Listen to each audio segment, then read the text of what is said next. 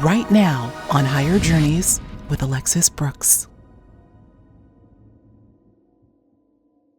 Hi everyone, Alexis Brooks here from Higher Journeys. I am so delighted and excited that you decided to join me today for what I know will be a fabulous show that you're certainly going to enjoy. I know I will, because we're going to have back Julia Cannon. That's right. That's the daughter of the late, great, pioneering Dolores Cannon. Julia and I have talked about many things over the years, and I don't know that we can necessarily discover anything new, but rather go deeper into some of the areas that we've covered in the last couple shows that we've had her on, and also conversations that we've had offline. But I really want to dig in today to this idea of energy manipulation and how we are being affected by energy these days. We know that there is a lot going on, and particularly for the sensitives out there, also known as empaths, they're getting bombarded with a lot of different types of energy, often manifesting as physical symptoms. So I want to pick Julia's brain on that. What are your thoughts, Julia, on what is happening, and moreover, what can we do, if at all, to mitigate some of the things that are plaguing us right now? I think that will lead naturally into a discussion about Dolores Cannon's wonderful method that she developed and refined called quantum healing hypnosis technique, also known as QHHT. I want to go into that a bit more. It's becoming extraordinarily popular, not only to receive the technique as a client, but people that are looking to train in this area. And I don't think it's an accident that it's surging right now. So I really want to talk about that, dig into that a bit more. I also want to go into the idea of what Dolores Cannon has referred to as backdrop people. Now, I know we've touched on this, I believe, in our first show that we did. I'll make sure to have a link for you so you can check that out with Julia. But I want to go into that a bit more. And so what we're going to do is reserve that for our members only after show on Patreon. So we certainly hope that you'll join us for that over there. So we've got a lot of territory to cover. And I tell you what, I don't think I'm going to have any notes today. I think we just need to let this conversation go. And I will give you a little hint as how I start each and every show by saying, dearest, dearest, greatest spirit, please let this conversation go where it needs to go for the highest good of all involved. Namaste. Enough said. Now on with the show. Journeyers, welcome to the show. Now listen, I think it's been probably the last 3 or 4 shows, Julia Cannon, that I've just decided, let's just flow into the conversation. No need to have y'all have heard the intro at this point, formalizing our conversation with Julia, but I think it's just important to kind of flow into conversation these days and keep it in the flow. And that's what we're doing today with my guest, 3rd time on the show, Julia Cannon. Welcome. Thank you so much, Alexis. I'm so honored to be here again. It's always so much fun. The honor and pleasure is mine. And Journeyers, I can tell you, we've had this on the books for probably about a month now to have Julia back on. And I said to myself, I've got so many things I want to ask Julia, some of which we're going to keep off the record. I told her I wanted to cry on her shoulder a little bit because, stuff's still wonky, right? I'm far from perfect. So we've all been sort of traversing the emotional roller coaster. And Julia is just such a wonderful energy to be around, even virtually. So I appreciate you and your being there for all of us. So on with the conversation. Y'all, we're talking about energy. We're talking about energy. I've used the term manipulation. I don't know if that's the right word or not. I want to just have a general conversation about the energy surges that people are having and reporting now. In some cases, let's use a more positive word. Manipulation to me has a little bit of a negative connotation to it, like I'm going to get you with whatever. I don't know. It's something weird. And so although that is what we're here to do, that's one of our things that we came here to learn was how to manipulate energy. So that is it. But manipulate means use and utilize. Okay, let's use it in that tone rather than giving it any kind, because I just don't want any kind of a negative thing to be fair enough. Yeah, some people do things that aren't so positive with energy. Right. Well, I'll tell you the reason why that term came to mind is more. I want to talk about both because energy is everywhere, and whether we're the source of moving it, or it's being moved, Yes. our energy is being moved by other factors. That's kind of what I wanted to talk about. Look, I'm getting a lot of emails and comments from journeyers who are talking about being really stressed out and feeling a surge of energy, almost feeling like something is moving their energy, not always in a great way. So where the term manipulation does have a negative connotation, I do want to address Mhm. this the sort of stress that people are feeling in that regard. But also conversely, let's talk about how we have the ability to positively Mhm. move and uh, move move energy. Well, can I ask if I can get a little bit more information? When you say they're feeling surges and feel like their energy is being moved, can you explain that a little bit further so I have a better understanding? Only to the extent that they've explained it to me. I Mhm. mean, look, people are using terms like I'm feeling extremely emotionally challenged. I'm trying to think of some Mhm. of the terms that were used. Dealing with challenges, I'm feeling as if I'm carrying Mhm. heavy energy during dark days, Mhm. feeling lost. And the term energy has come up on several occasions, meaning that they're feeling as if something is affecting their own energy pattern and they feel kind of out of control. Okay. Okay. See, that was a key word, feeling like something is affecting their energy pattern. Mm. That's a huge key component there. That means it's not your energy if it's feeling like that. Okay. And that's like number one to recognize is this my energy or is this something else? Is this not my energy? And when it's not your energy, you can let it go. Just recognize it. I mean, Alexis and I were talking earlier about empaths and how this is these are some challenging times if you're empathic and you can feel all this stuff from all these other people, and understandably so. Things are chaotic out there, and so there's a lot of crazy energy going on out there from people. There might be some directed things, but let's just put those aside for a minute, because let's just look at just in general what's going on. And there's a lot of fear, there's a lot of just the chaos in general, and people are feeling lost. So you probably are picking up on those energies, those vibrations of other people. But if you can recognize that that's not mine, I feel lost, but I'm fine. I don't understand this. This doesn't make sense. It's not my energy.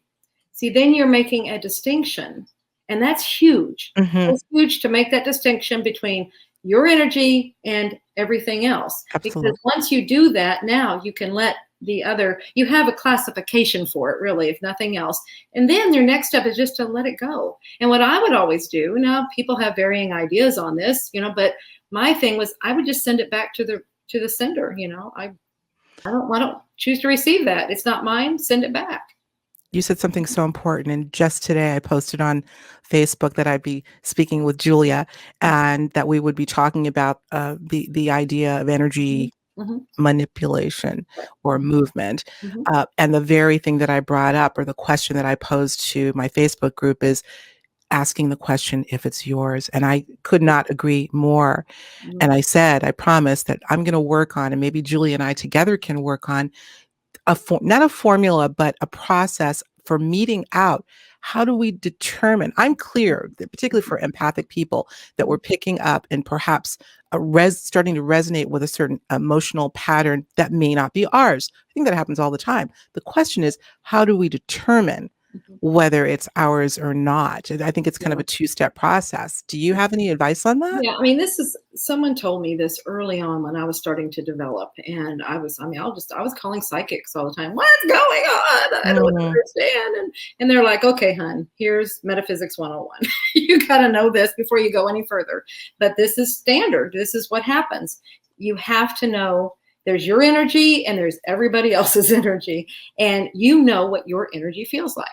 See, so that's number one. You know it. So there's determining is knowing your energy. Well, you know your energy. You live with yourself 24/7, 365 days a year. I mean, you know your energy. So if something doesn't feel like it, then that's not yours. It's really simple. It's not to be made complicated. It's mhm. simple. You know your energy. And that's a trust in yourself. See, so much in our world wants us to stop trusting ourselves. Agreed. Wants us to forget that we are the main caretakers of our systems and our body, ourselves. We know ourselves better than anybody else does. So don't forget that. Please trust that you know you. You know your energy. You know what makes you tick. You know those inner workings of you. So if this is something that's not syncing and doesn't jive with you, then it's not yours. This brings on I'm not going to say I'm going to play devil's advocate here, Julia, but this Mhm. brings on a whole nother layer of question. I'm concerned about the number of people that don't know who they are, that have spent so much time Mhm. adapting to expectations of what other people want them to be, that in the Mhm. process they lose themselves. Yeah. Hence So the what reason why. Right. So isn't that kind of what this whole thing that's been going on, hasn't it been calling for people to go inside, Absolutely. get to know themselves? That is probably why. So that, know thyself. Know thyself, Mhm. not Yeah, someone else. that's number one. Yeah, know thyself and be authentic to you. You came here for a reason. Nobody else is you. Be Right. you. Absolutely. I agree. There are a lot of variables to that. I don't think it's a simple mantra, but it can take a lifetime to really unfurl Mhm. those layers Mhm. of It- who we thought we were versus who we are. That's why this has been a crash course this last year now or a Yeah. year and a half. It's a crash course. Sometimes it can take a whole lifetime, but it's like we don't have lifetimes to do that now. Mhm, Pressure, do it now. Boom. mhm, And so if mhm. you've had some things going on that are just feeling excessive, and it's like, maybe you're getting different situations and some of your other people that they're not getting it quite so hard. It means this is something that you are calling for yourself to get you in this crash course to really, it's a pressure cooker time to get to know thyself. It means, who knows? I mean, I don't know what your life course is. I don't know what's going on in it, but maybe you've gotten off track. Maybe you're just over here and you had to get put over here, and that you will do that to yourself. I don't know. I think we talked about this before, didn't we, Alexis, about a little bit about us. Like you had some life situations. I've had life situations where it's like it puts you in a place where you have to get things going in a different direction. You have to do things. And on the surface or at the time, it looks like it's really traumatic. It looks really bad. It looks like it's something very negative. Why is the world out to get me kind of stuff? Mm, But it was stuff that like in my situation, these were things that I created to get myself in a certain place. Because of the events that happened, I mean, I wouldn't change a thing because that's when I learned the most about my spiritual growth. That's where I grew the most. That's where all of this really started taking shape and formation and got me moving in the direction that I'm mhm. moving. So, I feel the need to ask and look directly at the camera and ask those watching and listening, uh, how are you dealing with this? Do you feel that this time has been at one point, Julia, I was using the term litmus test. I don't know that I wanna use that term, mhm, mhm, at least not in isolation, but do you feel that this period of time, never mind what we are seeing on the physical level, do you feel that this has been a crash course for you?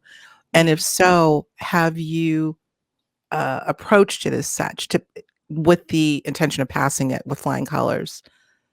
I think that is an important question we have to Mhm. ask ourselves. Mhm. Well, We've been given what an have you invitation. learned from this? Yeah, what have you learned from this? What have Because you learned from this? everything is an experience. And so, what to be learned from? That's why we create it. Now, here, this is something on a global level that's been created. We have a hand in it. We're all creating this. This is Mm, a big deal. We're all in this consciousness, connectedness, and everything, and creating this for a purpose. Maybe it's to get us all into this other place within ourselves, get us deep within, knowing that we are our own true source. That's We are the strength. We are the power.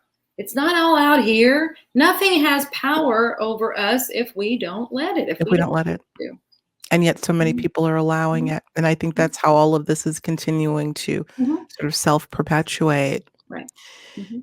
when we were off air, we were talking about all sorts of things, not the least of which is your mom's hypothesis about the new Earth. And I know we've talked about some of these things before on the show, you and I, Julia, but none of this gets old.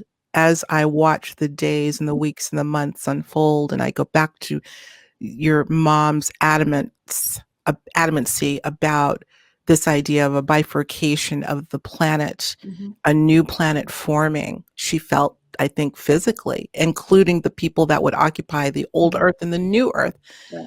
Is this the time that she was talking about, do you think? I believe we're in the, there's several things I've seen.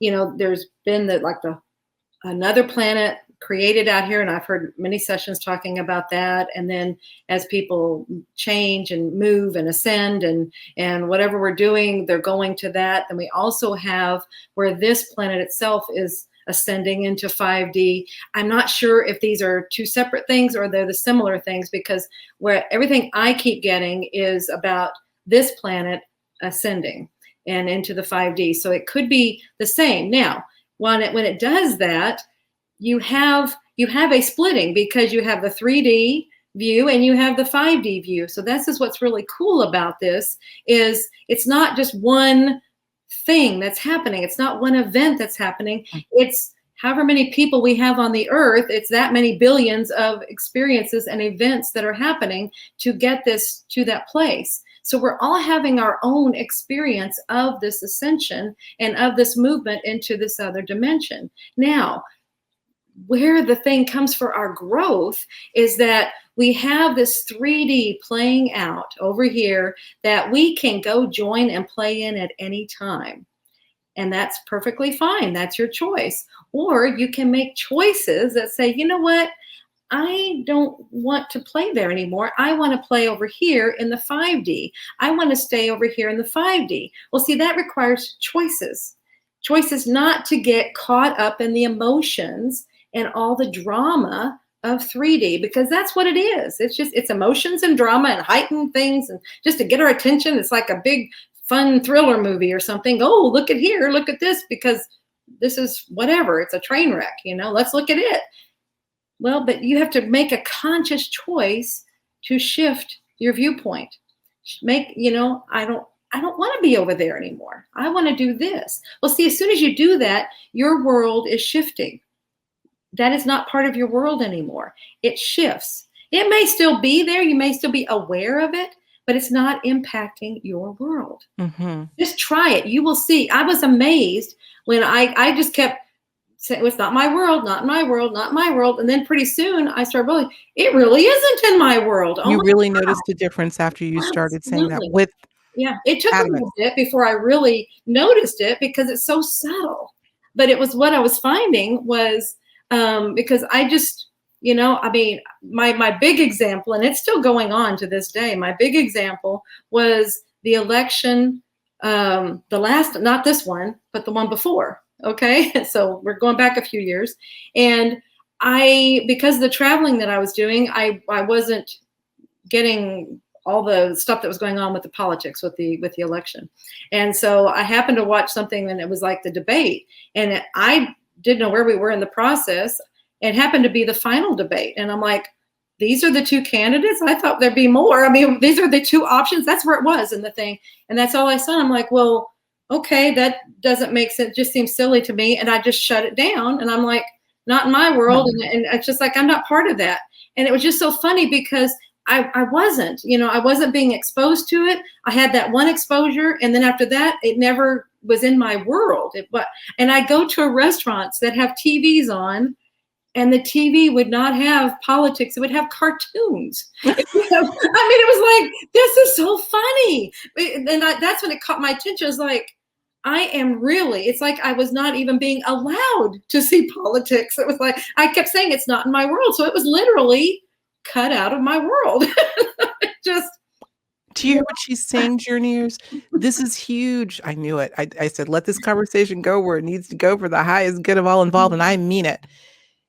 I want each and every one of you to take something from this. I certainly am. Here's the mantra: not in my world. Not in my world. And mean it. Set your boundaries. create your world. We're living in a metaphysically potent time. I think I say it every show. Mhm. We're talking all things metaphysics today. Do you think that a mantra like this is even more potent today than, say, if you were to say it 10 years ago?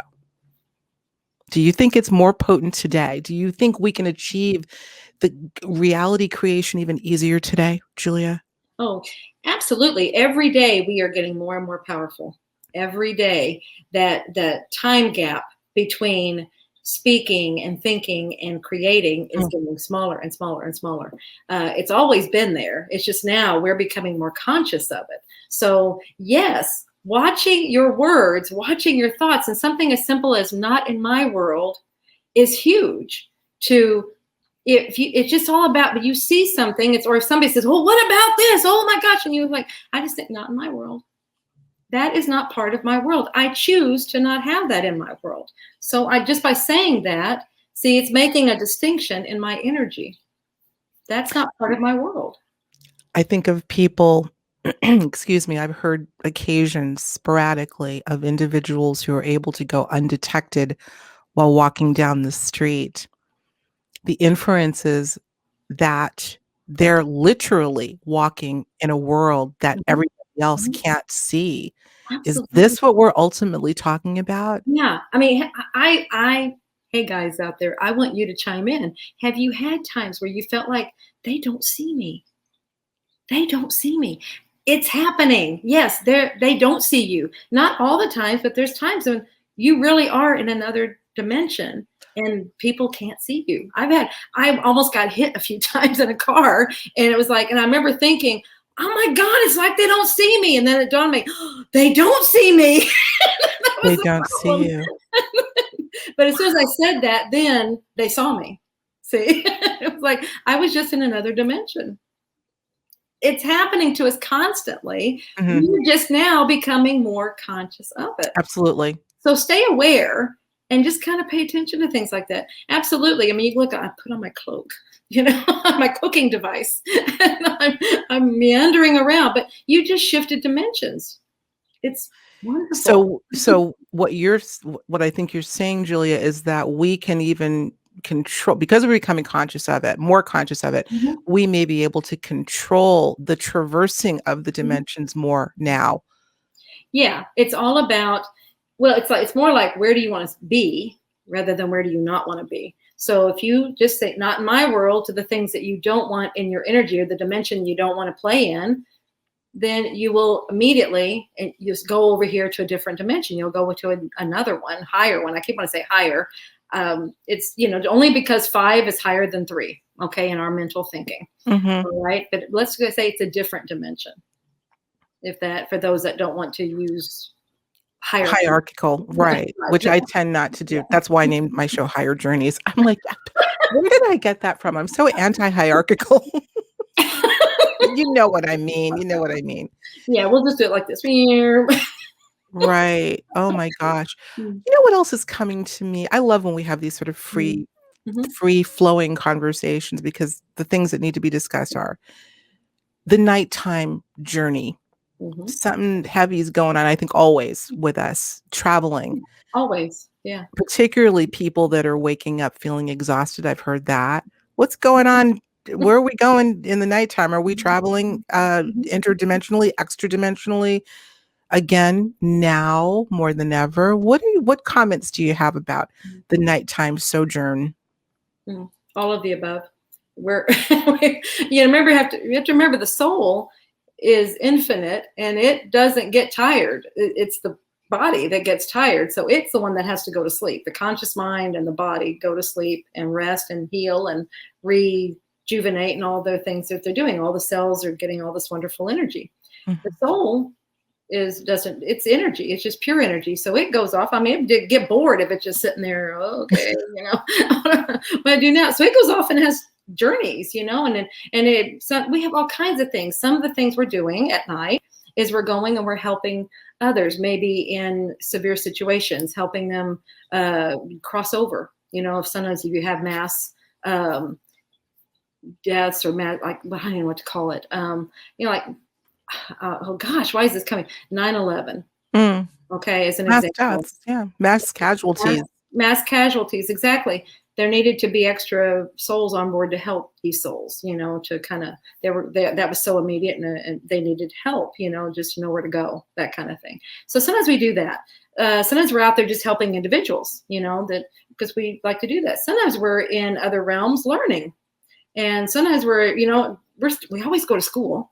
We always love to learn and grow. And so we're always doing things. Oh, and what they're telling me now is a lot of things we're doing are preparing for other things that we're getting ready to do in the human life. So it's like we have all these different things. We said we're playing out scenarios. That's cool. Of kind of what we want to do ahead. We're just playing it out. We're just reenacting. We're going over things. This is a whole new thing that's coming in right now. So that's cool. Yeah, that makes sense. It's like, okay, who do we need to play in these parts that we're going to do here now? What do we want to do here? So we're out there. We're great and powerful beings. That's what I really want to relay, is how great we are. And so we go off and we do things that are part of that greatness. We're not stuck in this illusion. Remember, what was it in Mom's book? One of the Convoluted Universe books. There's a chapter called "The Dreamer Dreams a Dream," and it was like, which one is really the dream? We think we're dreaming, and that's a dream. That's actually the reality. That's who we really are, and we're having these experiences. And to that reality, this one is the dream. So so at any point we can wake up from this dream and actually be who we really are. So when you say something like "not in my world," that kind of goes with that, because in my world, or what? How can I put this? The thing that you're saying, "not in my world," is the dream. Right. The thing that you are saying, "not in my world," that thing is the dream. Yeah, that's It's not that the dream has to be bad. It's just not real. What is real, though? What is real? Everything's an illusion because we're creating all the time, and so at any point you can change the creation, and just by saying, well, that's not my world. I mean, you can't. People are trying to push their creations on us all the time. We don't have to accept it. That's not in my world. I have a different creation going on over here. Thank you. I think righteous indignation is definitely important. The way you said that, not in my, and here's the other thing. I just said this with Caroline Corey, a brilliant filmmaker and consciousness researcher, was on a couple of weeks ago, and I said to her, in any sort of mantra, affirmation, anything that we choose as an intention, it's not just the recitation; it's the emotion that's behind it that I think really gives it energy to be what it is you speak. You can't just speak it. The way you just mean it. You have to mean it. You gotta mean it. Not in my world. And we won't fill in the blank. I bet a few of us could figure out what that "not in my world" would denote. It can be anything. I mean, we have so many options during a day of what to include and what not to include in our worlds. So here's my question. Some would argue, okay, that's sort of a negative, the not. You're not supposed to include something that's a not, or I don't want. You know what I'm saying? How would you first of all, get out of your head, get to your heart. Over. Get out of your head, get into your heart. Over. I mean, that's that's ego that picks that apart. Right. But if you were to I know where you're going. I just wanted to throw that out there. Point taken. Julie and I are always silly. You got to just deal with it. How would you flip that phrase to make it more of a positive? I'm not going to put words in your mouth. Okay, so we'll. I mean, that works. So see, that's what I'm saying is it's the conscious mind, it's the ego that has come up with this thing of, oh, these negative words they actually have opposite effects. I mean, it's the intent behind it. Always look at the intent. I'm making a barrier. I'm putting a boundary on myself, and I don't want that. And that's not part of my world. Not part of my world. That's all I'm saying. It's not part of my world. I don't know. I mean, I could say all of this is part of my world, and by me not saying anything about that, then it excludes it automatically. I mean, I could do that, but I get what you're saying. There's something more. Not my world works. It's beautiful. Cynthia Sue Larson, another great researcher, has a mantra. She says, how good can it get? Mm-hmm. Leaving the door open for infinite Absolutely. positive possibilities. So Absolutely. And that's a wonderful one. Just, always keep yourself open to the good rather than always focusing on this, whatever, the negative. See, that's another way of focusing on what you want. It's like, just how good can it get? how How good. wonderful. Oh my gosh. How many miracles can happen today? How much That's what I'm magic talking about. can I create in my life? Stay over there on that side of the wall if you want to. Again, Right. this is always your choice. I think it's balanced too. I Mhm. think it's balanced too. We can't stay in La La Land. Not that you'd ever want to be in La La Land per se, but it's equilibrium, acknowledging things are really effed up right now for a lot of different reasons and a lot of different levels. That's where you would use they may be in your world. No, I wouldn't say that. Not in my world. Yeah. Not in this Yeah. world. Not in this. Maybe even use your hands to draw the Yeah. circle around you. Yeah. But This then is on the a bubble. a bubble. Right. A I'm little bubble. quarantining myself from this stuff. Yeah. Mhm. Anyway, listen, we're gonna take a quick break because we have more to come.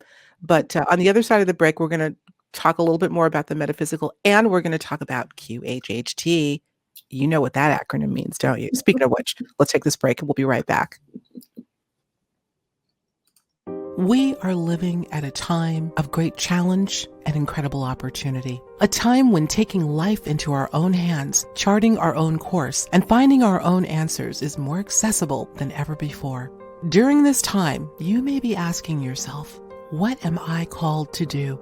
What if I could discover not only my own inner healing power, but help others all over this planet discover theirs? We all have the ability to heal ourselves, but it takes a special approach, a unique approach. Quantum healing hypnosis technique, also known as QHHT, a method developed by pioneering hypnotherapist and past life regression expert Dolores Cannon, is the approach that thousands have used and taught to access the deeper aspect of the self for healing at the core level. We all have the ability to tap into the higher self, the oversoul, the higher consciousness, and we have the means to help others to do the same. QHHT is designed to help the individual access the subconscious, the storehouse of all information, through visualization at the deepest level imaginable, a process that Dolores Cannon discovered and refined during her decades of working with individuals from around the globe. Training with QHHT will provide the guidance and give you the tools to help others tap that incredible force within.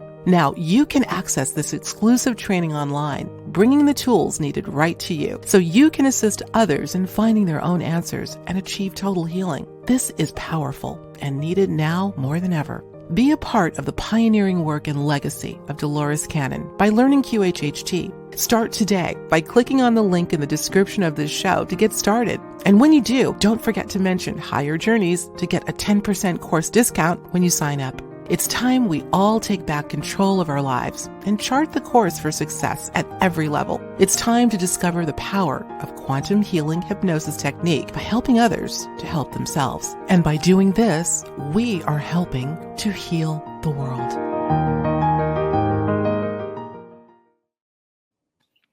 All right, everyone, we're back.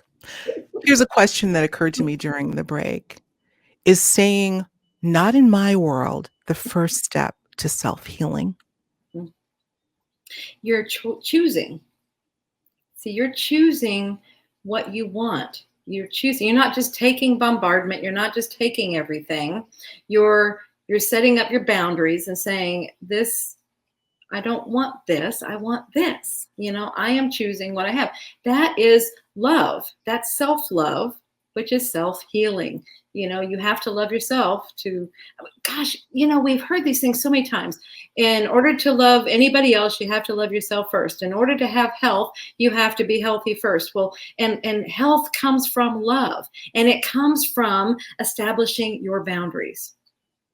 So that's how I see this, is like I'm establishing what I want in my world and what I don't want. And it's like, and I know I'm going to be honest with you here. I've been honest with you the whole time, but it's like when I first got this information, it was like I remember thinking, oh, that's so Pollyanna. That's so, like you were saying, in Little La La Land kind of thing. Oh my gosh, that's so silly, to look at it that way. I'm talking to my guides when I'm saying this. And it's like, it can't be that simple. And they're saying it is that simple. Every single thing is a choice. You can go left or you can go right.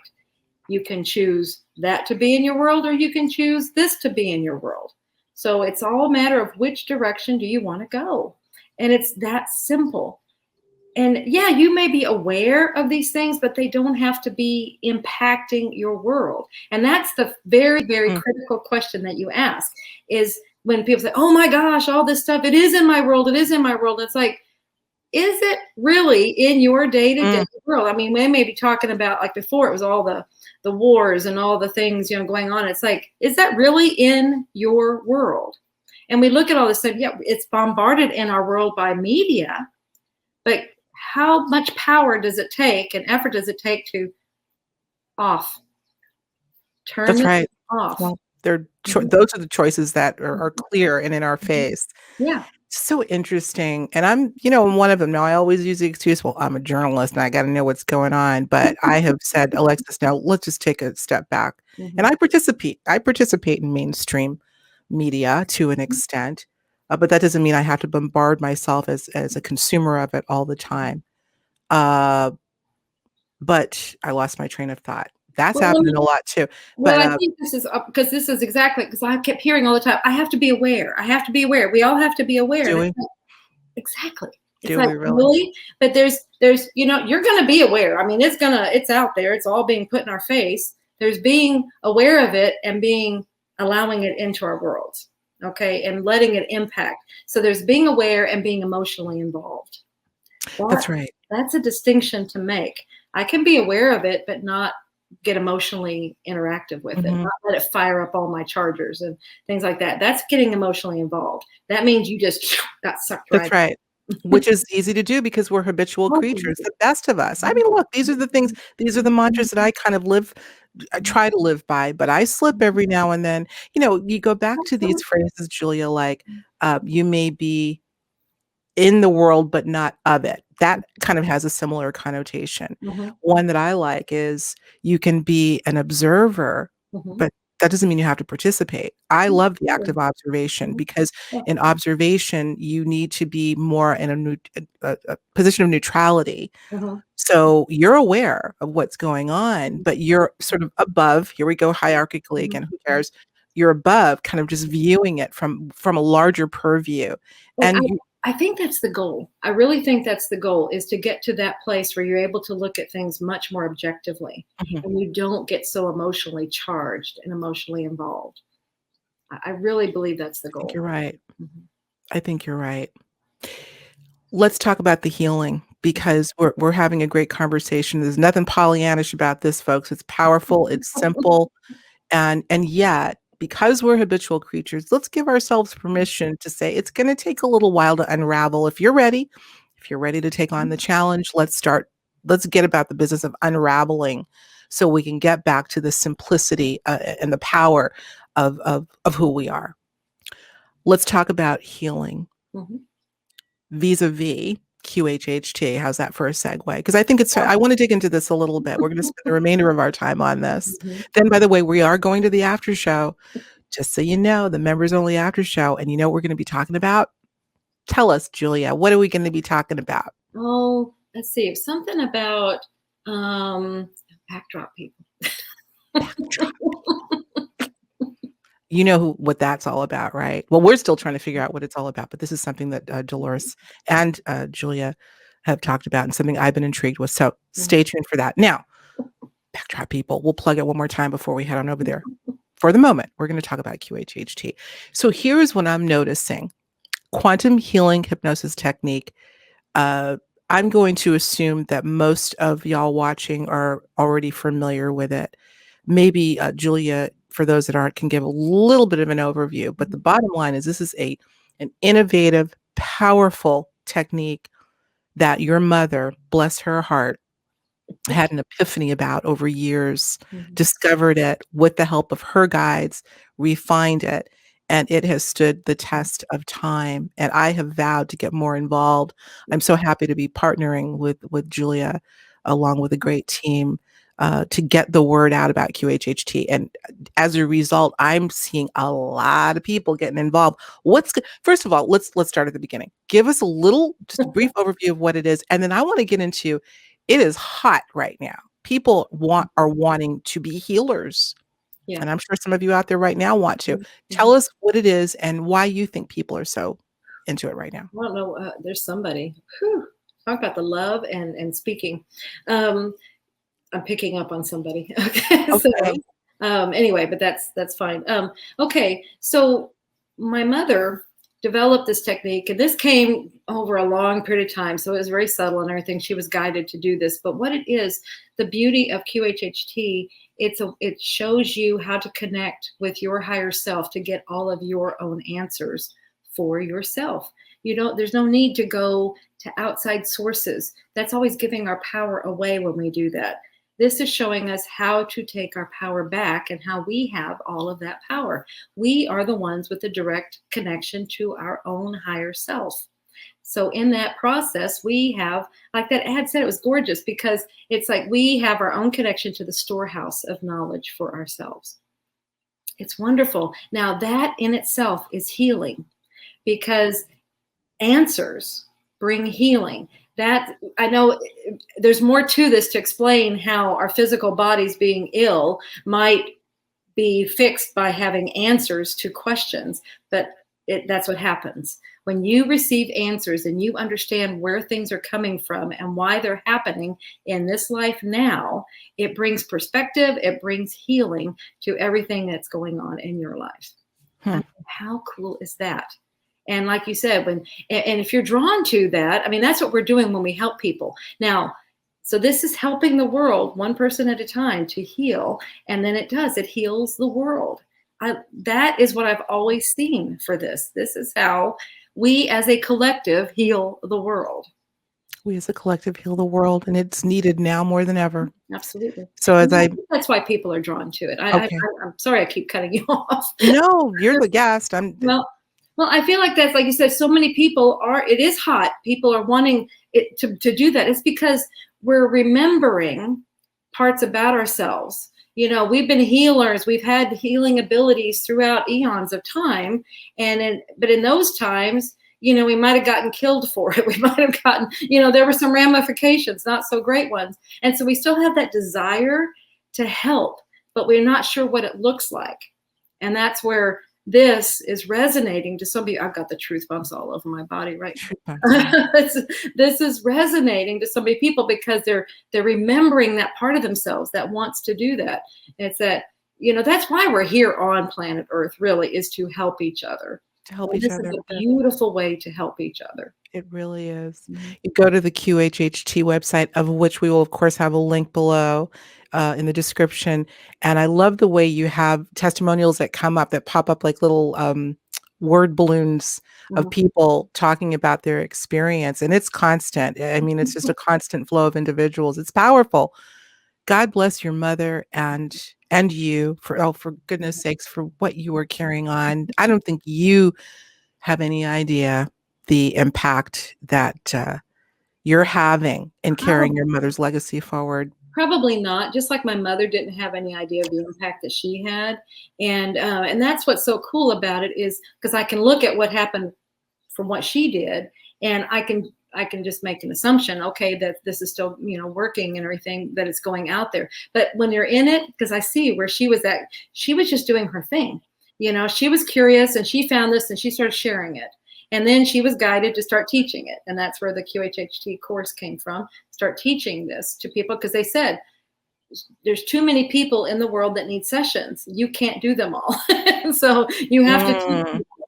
And so that's where that started. Now I'm doing the same thing. I'm doing the work. I'm in there training. I don't know. That's how it is with most people. You're doing your thing. You're doing what you love, not realizing necessarily the impact it's having out there. But that's like an outer reward. That's wonderful that it's happening. The work is what's important. And so that's how I think it's the butterfly effect is what's happening. Mm-hmm. Just the, Yeah. the fact, I mean, how did we start this conversation? How we're picking up emotions from other people. Yeah. The bottom line is whether it's deleterious, if it's bad, or if it's Mhm. great, we're connected. Yeah. So no matter what we do, no matter what we say, no matter what act we wield, it's going to affect others. And with this, that's in a very good way. Mhm. How long does it take? Now, I know you've got 2 courses, level 1 and 2, And correct? 3. You do have a level 3. Mhm. I didn't know that I knew that. Mhm. What are the average what's the average duration? I know that they're online now. They Is it are what online. Yeah. mm, That's been a beautiful result of this chaotic world we're living in. mm. You wanna get back to doing it physically, though? Can we put it into a positive? Actually, you know what? I've looked at that and people keep saying, are we going to have physical, like level twos, especially level 2 classes? And what we created online is actually so much better than our live class. It's like, gosh, that would be like going backwards. I don't know Right. that I want to do that. I Really? mean, the thing that was probably the best thing about the live class was the camaraderie, all of us getting Well, together. that's what Mhm. so maybe you could create something sort of as a Mhm. supplement for people that have gone through the course. So maybe you're not going there to teach the course, but to discuss new innovations and other things. Oh, you can create whatever you want. Exactly. And like we're talking about like reunions, retreats, and something. Yeah, exactly. That's exactly it. Just That's a things where great we thing. get together. Mhm. Okay. Because the new course, I mean, it's so built out. It's got so much more than a live course ever could have. Plus, you get unlimited access, so you That's constantly right. can go back and keep referring back to the material. I love it. So yeah, we'll have a link and we get a discount. If you put Higher Journeys in, you get a discount. Mhm. So it's Mhm. all good. Speaking of QHHT and people that have gone through the program, I have a surprise message for you. Ready to hear it? Okay. Ready to hear it, Journeyers? I hope you can hear it, Julia. Because Okay. I'm plugged in with my headphone, but let's just see who had something to say. Somebody you know Okay. about QHHT. Here we go.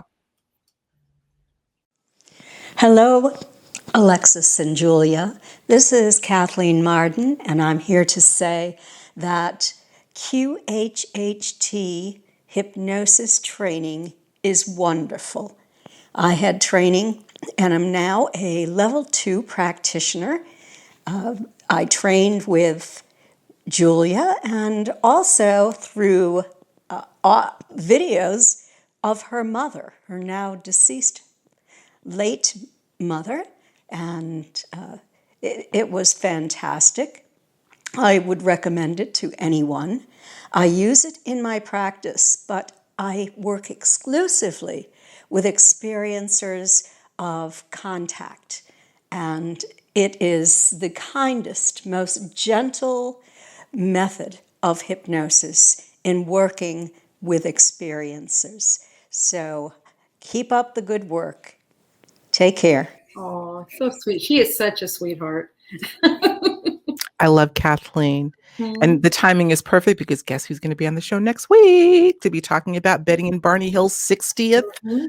anniversary of Oh their my abduction goodness. experience. It's Yep. been 60 years? 60 years, September of 1961. Wow.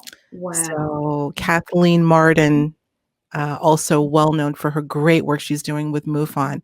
She'll Mhm. be our guest next week. But I thought I had an epiphany yesterday. I'm like, yesterday was like a really creative day for me. I'm like, I have an idea. Let me see if I can get Kathleen on the phone and leave a message for Julia because I know that she had gone through the training and she talks about it. Mhm. I think she gave a workshop, obviously a hybrid Mhm. version at Contact in the Desert several years ago, and I introduced her talk. That's where I got to know Kathleen. So she sings your praises constantly. Oh, so So sweet. Yeah. yeah, yeah, it's powerful stuff, guys. And I was Mhm. saying to Julia off air that I have not gone through the training myself. I don't know that it's suited for me because of the work that I do. And yet there's always that temptation. I think at some level we all want to be Mhm. healers at Mhm. some level. Mine is a time factor. I don't know that I could carve out that time, but I want to somehow uh, maybe go through a session of being the recipient of Mhm. the hypnosis. So we're going to be talking about that, and so I can share Yeah. more with you. So I'm really Yeah. excited. Well, and if any of you do want to experience that, just go to the qhhtofficial.com website and go to find a practitioner. and look for someone in your area. Just see who's there, see who resonates with you. I mean, do your due diligence, because the only ones we can put our stamp of approval on that we know exactly what they're doing are level 3 practitioners. Everybody else is like they're still in the process of, and I don't actually have hands-on visuals to see exactly what they're doing. I hear a lot of wonderful things, and I can probably recommend a lot of wonderful people, but I'm just saying, do your due diligence and see who feels right for you, okay? And that's the best way to do this, and have an experience if that's what you're wanting. Absolutely. Yeah, it's wonderful. It's a wonderful thing. How long, when did your mom come up with the name and really kind of brand it and make it QHHT? I can tell you exactly. It's really funny because it started when she first started teaching it. It was just called Dolores Cannon's Advanced Past Life Therapy, I think, something like that. In 2010, 2010 or 2011, I know where I was. But anyway, we were in a class, and in the live class, what we do is, like, she would do the teaching, and then she would do a demonstration with someone in the class. She'd put them under and then pull it all together and then show the process being done. After that, somebody was healed. This person was healed of all these different things during that session. And so the class was just this one man in the back of the class. He's like dumbfounded. He just completely flabbergasted. He's like, you have got to change the name of this to be something that even comes close to what you just did, because that name no way shows what's actually going on in this class. So the next weekend, Mom and I got together. We're like, okay, let's think about this, And so we just started, if we were going to make it a name that reflects what's happening, what would it be? And so the first thing was like, well, it's quantum. Whatever is happening here is quantum. It's happening on the minute level. It's happening on this macro level. It's so quantum. And this was back before quantum was really popular. I mean, in fact, I looked it up to see if this was going to be conflicting with anything else. There's only one other company using the word quantum. So that shows wow. what happened. Okay, so then, and it's like, well, we get healing. It's hypnosis. And at that time, we used therapy. We had that word in there, okay? Well, we've since learned that word has all kinds of medical issues associated with it, and you'll get into all kinds of, issues with the medical community, so we changed it to technique. That makes it where it's all fine. You won't have any legal issues going with that. So that's where we came up with that name. Love it. And the acronym, which, we love our acronyms, QHHT, is just catchy. It's very catchy. Yeah. We talk about the words that we speak and the energy signatures that they have, and I'm sure it has its own, not just the whole name, but even just the acronyms. You could look at it numerologically. Did you ever do that? No, I haven't. I'm just thinking I've never done that, but I bet it does. Let's do that in the after show. I don't know why I find numerology fascinating anyway, but taking the numerological significance of letters, boiling it down to a single digit, see what you come up with. Be interesting to see. You guys can do it right now if you want. Letter Q. I know what letter of the alphabet that is because it's talked about in another context that we don't cover on this show. We're not talking about that. We're talking about QHHT. Put it together and see what you come up with. I'm trying to remember off the top of my head. I have to figure it out. So Q is 17. I know that. Okay. A, B, C, D, E, F, G, H. So we've got 17, 8. Well, 8. 17 would be an 8 because it's going to go down to the single digit. So we've got, 17 is 8. H is 8. H is 8. What's T? Help us, journeyers, quick. T, T, U, V, W, X, Y, Z. It is 19. No. Yes. 26 letters in the alphabet. Help me here. I'm trying to do some quick. There's 26 letters in the alphabet. Okay. T, U, V, W, X, Y, Z. So it's 6 to be the 20th. So it's a 2. 2. Wouldn't that be funny if it was an 8? You got a lot of 8s there. A lot of 8s. Infinity. Wow. Absolutely. 8, I think, also represents healing. I think what little bit That just came to me. I get this every once in a while. Add there's a significance to the acronym that you're using, QHHT. Okay, but add it all together now. 3 times 8. I know what it is. It's going to come down to 1. No. I'm sorry. Hold on. 3 eighths. If you add those 3 eighths, those first 3 is 8, right? 24, which is 6. Now you got the final 2. 8. If we're doing it right, that's sure what it seems like. I'm going to take this over to the after show. We got to shut this down. You coming now? Are you coming to the after show now? We are, because we need to shut this down. Listen, Julia, before we go, let us know what's up next for you, where we can go to find more of your work. We obviously are going to have the link, and then we're going to shove on over next door to the after show. What's happening for you next? We just keep creating courses. I don't know what we're doing. We've started more promotions on the level 1 courses like we're doing here, the level 2. I mean, we just keep building those out, and we're looking for more things to do there. As soon as we get word that we can travel more extensively, then we can do some things. I'm actually doing some personal and private trips that I think will start turning into some of these kind of retreats or reunions or whatever, because we put out a limited little, I'll be going somewhere next week to us like a sacred place. And there are some people joining, so I'm not sure how the word gets out, but I think that's going to develop into, hey, everybody, we're going to be here. And so kind of thing. Okay. Dare to share? Or do you want to dare to share, or do you want to share offline? I was just going to say, I think we're close enough that, it's like if you're in the area, come on, just come on over. If you happen to see us, I'm going to be in Sedona. So everyone's going to Sedona. You're going next week? Mm-hmm. Yeah. Okay, we'll talk. I don't know if I can hop a flight next week because I got to get ready to film again, but keep us informed, Julia. Let us know, because I know people are getting itchy. Some people have been traveling all along, but I know that they would love to see you. So that's a great thing. Beautiful. All right, y'all, let me put up this banner. Meet us over on Patreon, because we're going to be talking about backdrop people. Did you hear that? We're going to talk about the backdrop people. Do you know what they are?